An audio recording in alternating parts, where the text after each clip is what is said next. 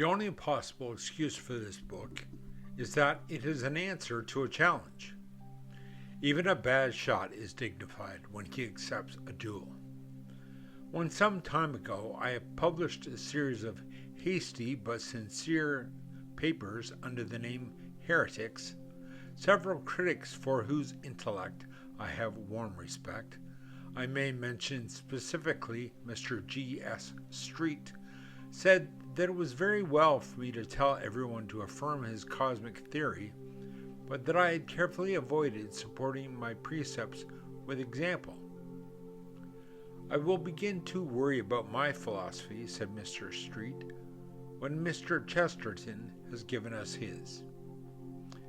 It was perhaps an incautious suggestion to make a person only too ready to write books upon the feeblest provocation.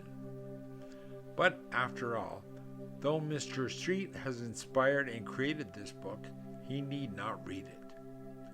If he does read it, he will find in its pages I have attempted in a vague and personal way, in a set of mental pictures rather than in a series of deductions, to state the philosophy in which I have come to believe.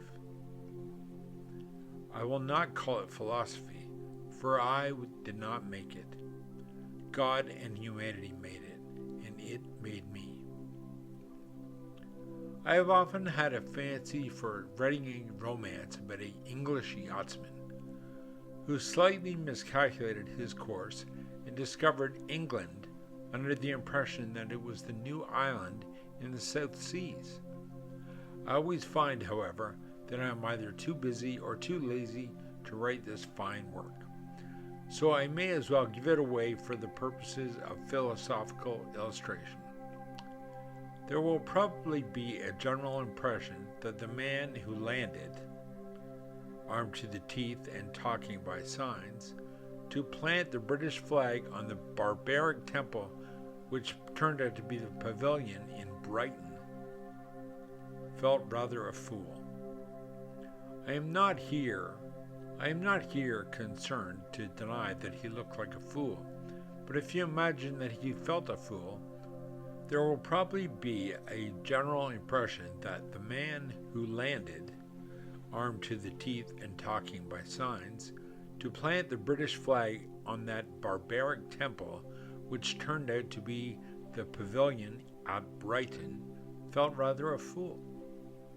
I am not here concerned to deny that he looked like a fool, but if you deny that he felt like a fool, or at any rate in that sense, folly was his sole or his dominant emotion, then you have not studied the sufficient delicacy, with sufficient delicacy the rich romantic nature of the hero of this tale. His mistake was really a most enviable mistake, and he knew it, if he was the man I take him for. What could be more delightful than to have in the same few minutes all the fascinating terrors of going abroad combined with all the humane security of coming home again? What could be better than to have all the fun of discovering South Africa without disgusting necessity of landing there? What could be more glorious than to brace oneself to discover New South Wales and then realize with a gush of happy tears that it really was Old South Wales? This at least seems to be the main problem for philosophers, and is in the manner the main problem of this book. How can we contrive to be at once astonished at the world and yet at home in it? How can this queer cosmic town, with its many-legged citizens, with its monstrous and ancient lamps, how can this world give us at once the fascination of a strange town and the comfort and honor of being our own town? To show that a faith or philosophy is true from every standpoint would be too big an undertaking even for a much bigger book than this. It is necessary to follow one's path of argument, and that is the path that I have here proposed to follow. I wish to set forth my faith as particularly answering this double spiritual need. The need for the mixture of the familiar and the unfamiliar, which Christendom has rightly named romance. For the word romance has in it the mystery and ancient meaning of Rome. Anyone setting out to dispute anything ought always to begin by saying what he does not dispute. Beyond stating that he proposes to prove, he should always state what he does not propose to prove. The thing I do not propose to prove, the thing I propose to take as common ground between myself and any average reader, is the desirability of an active and imaginative life, picturesque and full of poetical curiosity. As such a life, Western man at any rate always seems to have desired. If a man says that extinction is better than existence, or blank existence better than variety and adventure, then he is not one of the ordinary people whom I am talking. If a man prefers nothing, I can give him nothing. But nearly all people I have ever met in Western society in which I live would agree to the general proposition that we need this life of practical romance. The combination of something that is strange with something that is secure. We need so to view the world as to combine an idea of wonder and an idea of welcome. We need to be happy in this wonderland without once being merely comfortable. It is this achievement of my creed that I shall chiefly pursue in these pages. But I have a particular reasoning for mentioning the man in the yacht who discovered England. For I am that man in the yacht. I discovered England. I do not see how this book can avoid being egotistical. I do not quite see, to tell the truth, how it can avoid being dull. Dullness will, however, free me from the charge which I most lament, the charge of being flippant. Mere light sophistry is the thing that I happen to despise the most of all, and it is perhaps a wholesome fact that this is the thing of which I am generally accused. I know nothing so contemptible as a mere paradox, a mere ingenious defense of the indefensible. If it were true, as has been said, that Mr. Bernard Shaw lived upon paradox, then he ought to be a mere common millionaire. For a man of his mental activity could invent a sophistry every 6 minutes. It is as easy as lying, because it is lying. The truth, of course, that Mr. Shaw is cruelly hampered by the fact that he cannot tell any lie unless he thinks it is the truth. I find myself under the same intolerable bondage. I never in my life have said anything merely because I thought it was funny, though of course I have had ordinary human vainglory which may have thought it was funny because I had said it. It is one thing to describe an interview with a gorgon or a griffin, a creature who does not exist. It is another thing to discover that the rhinoceros does exist, and then take pleasure in the fact that he looks as if he didn't.